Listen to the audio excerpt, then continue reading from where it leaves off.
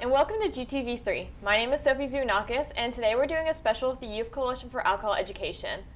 We're a group of teens from the community, public and private high schools, and we're trying to educate the public on underage drinking, not only students but also parents and educators.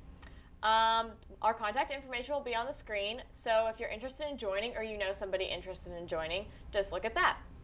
And like I said before, my name is Sophie Zounakis, and I'm the president, and I'm from Henry Clay High School. Go ahead and go around. I'm John Rhodes, and I'm from Bryan Station High School. I'm Salba Kanani, and I'm a senior at Henry Clay High School. I'm Angela Maskey, and I'm also a senior at Henry Clay High School. And just to jump right in here, how much of a problem is underage drinking in Fayette County?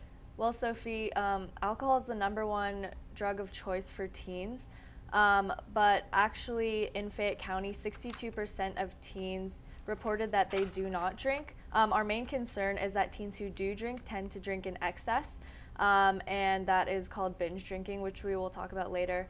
But with binge drinking comes a lot of unwanted consequences that can, damage to different organs such as the brain, liver, heart, and so that is one of our main concerns in this coalition. And also 1 out of 5 teens who drink have reported that they have blacked out, so that's a real problem, especially with unwanted consequences and memory loss. And I feel like lots of people think that they have to drink to fit in, but obviously we all can attest here that that's not true. But like Angela mentioned earlier, excessive drinking with the intention of getting drunk is called binge drinking. And what can you share about binge drinking and drinking at a younger age? Well, binge drinking can be defined as 5 drinks for men in a row and 4 drinks for women, and it can lead to a lot of problems, as Angela mentioned, with your heart, brain, and your liver. And also 5,000 youths have die every year just from alcohol-related incidents, so we're trying to reduce binge drinking. And people who begin drinking before age 15 are much more likely to become dependent on alcohol later in life. And I think a big myth here is that some people think that alcohol is a rite of passage and it's no big deal to drink. But obviously, we've talked about the unwanted pregnancy, like you said, to the heart, brain, and liver. These types of things can, and also long-term dependency, these things really affect a person's life later on. And we talked about these general problems, but to really emphasize on us in this coalition, and I know some of us here are athletes, so let's elaborate a little bit on that and how drinking underage can affect athletic ability. Yeah, I'm an athlete at Bryan Station High School, and as a runner, I have to prepare every day, to do my best in a race. And if drinking harms my performance, then I'll choose not to drink, because drinking can push back 14 days of exercise. And also, players who drink are twice as likely to be injured. There are a lot of statistics that go along with this. And can somebody elaborate a little bit more on the academic perspective as well? Yeah, definitely. Well, just like John said, while alcohol can damage your ability to train and become stronger as an athlete, it can also damage very important skills that we need for learning, such as memorization, your reaction time, to answering questions and stuff like that. It damages your entire body, including your brain, which obviously is very important for learning. So that's definitely something to keep in mind whether or not you are an athlete. And as we mentioned earlier, alcohol is the #1 drug abused by teens, and retailers do know this. So tell me a little bit about how retailers act upon this knowledge. Well, retailers know that alcohol is the #1 drug of choice, #1 choice of drugs for teens. So they've come up with things that we call alco pops, which are alcoholic beverages with bright colors, cool names, fruity flavors, and these are to attract younger teens, the ones that don't like the taste of beer. And these alco pops can have from where beer has 4% alcohol, these alco pops can range from 12% to 25%. So that's a big problem. And like you said, that targets a younger drinking group. And also, we educate parents about this in our alco pops that you mentioned.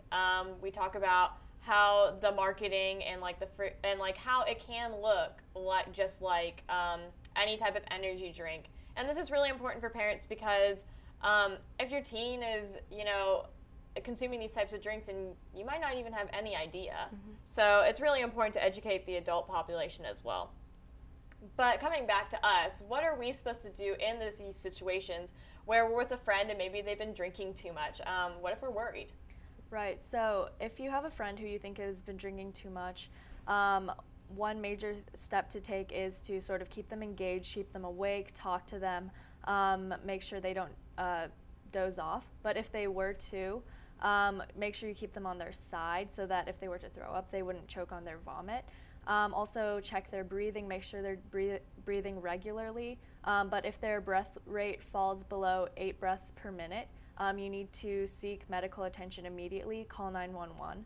And I know that a lot of teens are sort of concerned about this, concerned about getting in trouble.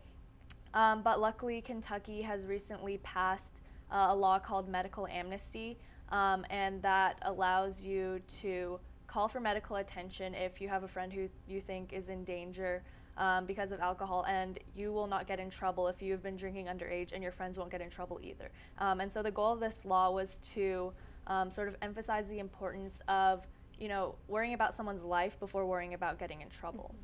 Right. Also, I know we have parents watching as well, and they're probably asking themselves how they can help in these situations.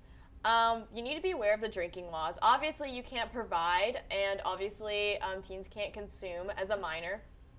But you also need to be aware that if you have alcohol on your property, you are held liable. So the same ramifications happen if the alcohol is on your property, just as you providing alcohol for the teens. And also, I'm sure we have other advice here for our parents, so can somebody elaborate? And also, some parents think that it's enough just to take the keys away, but it's not, because I know like drinking and driving can be a big problem, but even if you take the keys away, it can also have those damages that are lifelong, such as on your brain and heart, that you're going to have to live with for the rest of your life. And just in general, I think parents should be sure to talk with their teens, tell them about what their expectations are, sort of what values they think that their teen should know about. And overall, just set a good example, be a good parent to them. That's the best you can do. Yeah, and along with what Angela said, I believe that parents should be involved in their kids' lives instead of just letting them do whatever they want, but they should actually mentor them and guide them along to the success that they'll have later in life. And more logistically, lots of teens say it's very easy to obtain alcohol in their house. So putting it somewhere hidden away or safe, just making it harder for teens to actually obtain the alcohol, as well as the fact that if you're a parent, don't allow your teen to go to parties, or like John was saying as well, just don't allow your teen to be going to parties where alcohol may be served. Just making the smart and right decisions. I think that's the underlying purpose here, is to be making the correct decisions and having a bit of common sense when it comes to your teens and what they're doing. But with that concludes our show. So thank you everybody for tuning in. Once again, the contact information will be on the screen. So if you know somebody that would like to join, or if you yourself would like to join, just look at that and please contact us. And then also go to www.drugfreelux.com. Thanks for tuning in.